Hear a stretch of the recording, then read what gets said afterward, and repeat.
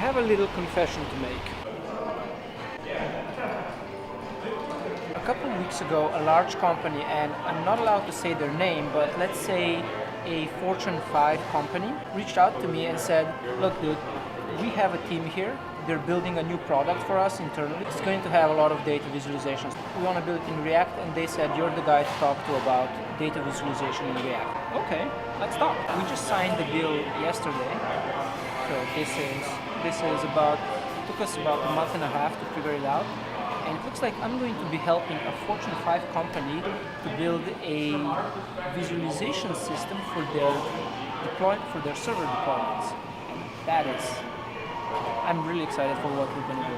We're still in the brainstorming stages, and I'm not going to be doing a lot of the actual building part. I'm just helping this team to make something really cool and amazing. I'm going to carefully look through the contract and try to figure out how much of this I can share, how much of the progress I can share either on my YouTube or on my blog. But I have been promised that at the end of it, when it's all done and ready, it's going to be an open source project. So I'm sure that I'll be able to share this with you at least in a couple of months. But until then, this is mostly a secret project. I don't think I'm allowed to talk too much about it. I'm super stoked. So earlier this week I closed a really big opportunity, and that was amazing. But then something even cooler happened. Another big opportunity reached out to me. This one is a Fortune 30 company. I'm pretty sure I'm not going to be allowed to say who they are, so I'm not going to even start. And well, we had our first call and our second call, and I just sent them a proposal this morning. So I don't know, man, if this works out, maybe my new specialty is React training for Fortune 50 companies. Sounds very niche, and wow, that is very loud. I mean, as far as business signals goes, that is pretty much the strongest signal you can think of. 2 Fortune 50 companies reached out to me for React training within a 2-month period. That is insane. Do you know how rare it is for Fortune 50 companies to reach out to a stupid little guy on the internet? Now, don't get me wrong, I love working with and building startups, but when somebody says, hey, can we give you many money so that our engineers can just talk to you and ask for advice? You say yes. Why is it that a large company can give you so much money for what is relatively little work, to be honest? It's because whatever you do for a large company is providing relatively much more value than whatever you would do for a small company. Let me explain.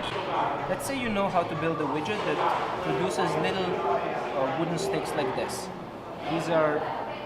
Starbucks uses this to mix drinks, I guess. So let's say all you know is how to take a widget that builds these and make it 5% faster.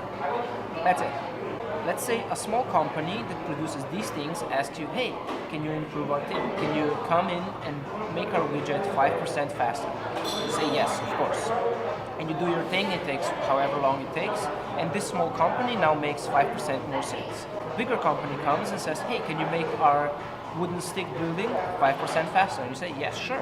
And you do the exact same thing for them. Exactly the same, takes you the same amount of time, the same amount of effort, and afterwards, this big company produces these sticks 5% faster. So you went in there, you improved their process by 5%, and now they're making these sticks 5% faster. You used the same skills, the same knowledge, it took you the same amount of time, so you charge them the same amount of money, right? Wrong. You charge the bigger company a lot more money. Why? Because here's the thing. Let's say the smaller company was making $1 million a year with building these sticks. If you improve their sales by 5%, so 5% of $1 million is $50,000. You've increased their sales by $50,000 per year. You charge them $10,000 and they're happy. They've made $40,000 on the investment into your skills. Amazing. But then you take the bigger company. That company, let's say, is making $1 billion a year selling these sticks.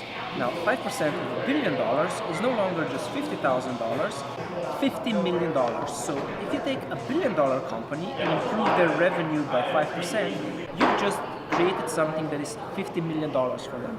Now, for something like that, you could be able to charge, let's say, $1 million. So, same skills, same knowledge. For a small company, it's worth $50,000. For a big company, it's worth $50 million. So which one do you pick to work with? It's an important question. I'm not talking as an employee, I'm talking as somebody who can come in and just give them advice with your skills. Do you sell your advice to small companies or do you sell it to big companies? The important distinction here is that everybody can agree that working inside big companies is terrible and working inside small companies is often a lot of fun. But fundamentally, the value you provide to a big company is much bigger than the value you provide to a small company. Obviously, there are more bureaucratic inefficiencies. It's harder to judge just how valuable you are. The same skills are worth a lot more to a bigger company than they are to a smaller company. That doesn't go into how much fun it is to work with them or how much individual impact you can have within the actual company, but it's an important thing to think about. How much is what you know worth to the company that's paying you for what you know? Think about that.